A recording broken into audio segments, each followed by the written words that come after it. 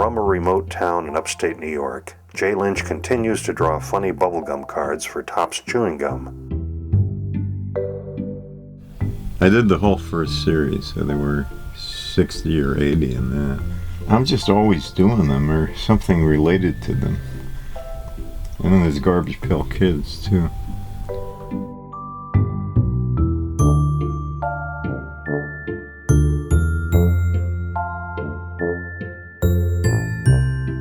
I need a 10. For him, juvenile humor never gets old, and his grotesque compositions appeal to both kids and adults. This is an image from the next series of Wacky Packs. It's called Wacky Packages Old School.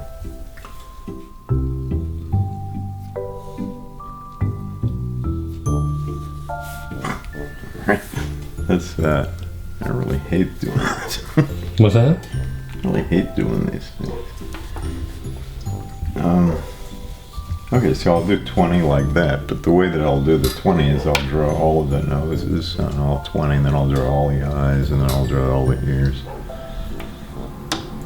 Why do you do it that way? It's faster. This is what I did. All that remains of the ones from the 60s are ancient Xeroxes. But what I do is I do this in color with marker and pen real quick. And then there's like about 6 or 8 guys that paint them. And they take like a week to do the painting. So mostly what I did in the old days was the gags. It used to be easier. It used to be that everyone would sue us and they'd have a list of everybody who wasn't suing us. But now, you know, when this started, like in the 70s, satire wasn't an industry. You know, there was no Saturday Night Live or anything, so everyone that we made fun of would immediately sue to protect the trademark. They made Wacky Pack postcards, and I did a comic book of this character.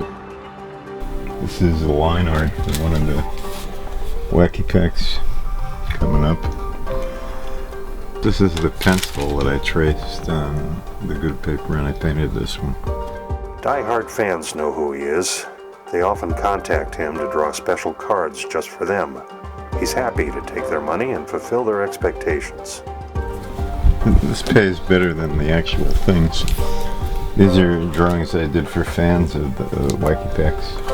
Yeah, the fans pay more for the sketches and the Topps pays for the artwork. These are just paintings copying the paintings that were done in the 60s. I don't know, some guy wanted the Hulk with one of the Wacky Pack characters, you know, Family Circuit, but with a Garbage Pail Kid. This was a Wacky Pack, but the guy wanted me to put the Garbage Pail Kid in there too, so I don't know. This is, I did this for some guy's wedding. I did this for some kid's bar mitzvah.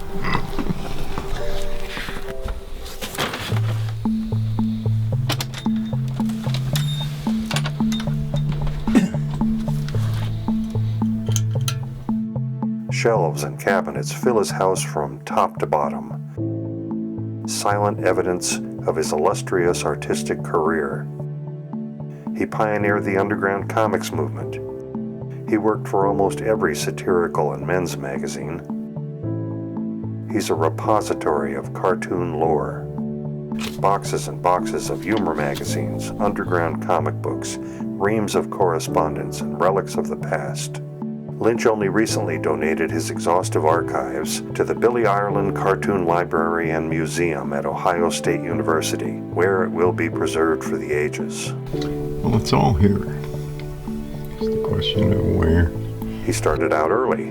When he was a young lad in Florida, he met other teens who shared his interest in drawing funny stuff, including his lifelong friend Art Spiegelman, who later worked as a novelty designer at Topps and hired Lynch to draw many of their card series. Yeah, I met Art in Miami and real early on. He and his parents came to Miami on vacation. Art was 14 and I was like 16, I guess. Art called me on the phone and said, I don't know if you want to talk to me, I'm only 14. Spiegelman also contributed to Lynch's own comic title, Bijou Funnies, all through the 1970s.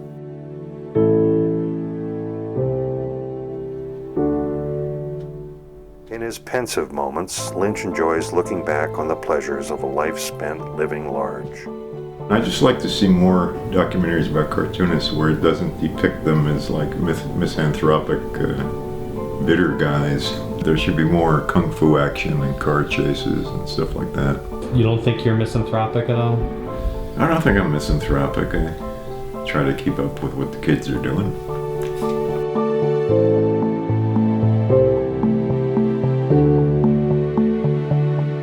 The year's worth of letters is like that now. It used to be a box.